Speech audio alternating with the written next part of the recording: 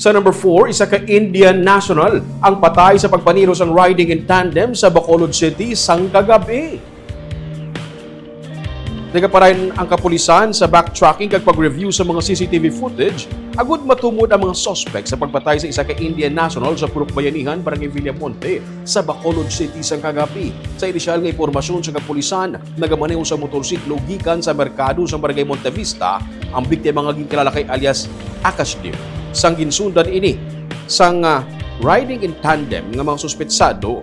Pag-abot sa Purok Bayanihan, ginunahan ang riding in tandem o kung ginunahan siya sa riding in tandem, kaagintiro gamit ang wala pa matungod nga kalibre sang pusil. Nakaangkon sang pila sa ulo ang biktima nga gintunaan sang iya kamatayon.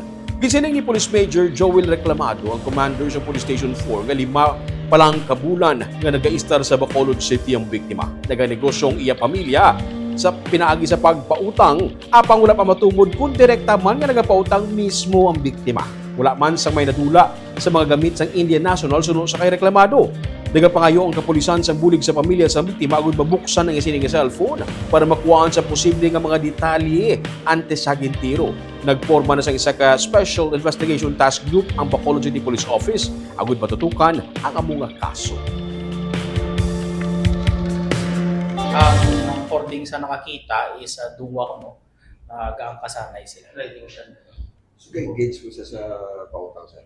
According sa mga relatives is amo na ang business nila sa relatives, engage sila sa lending. Pero as to the sang victim hindi pa naman na-confirm git kung nagsugod siya kay because of the 5 months pa lang siya di. Kasi ginatudloan pa lang siya or kasi start naman na. Kung posible, sir, daw, dinadula siya, yung tiros, tapos yung paan sa wallet. Wala, sir. Pag tandog sang soko sa iya, sir, kumpleto iya gamit. Pati cellphone niya araw.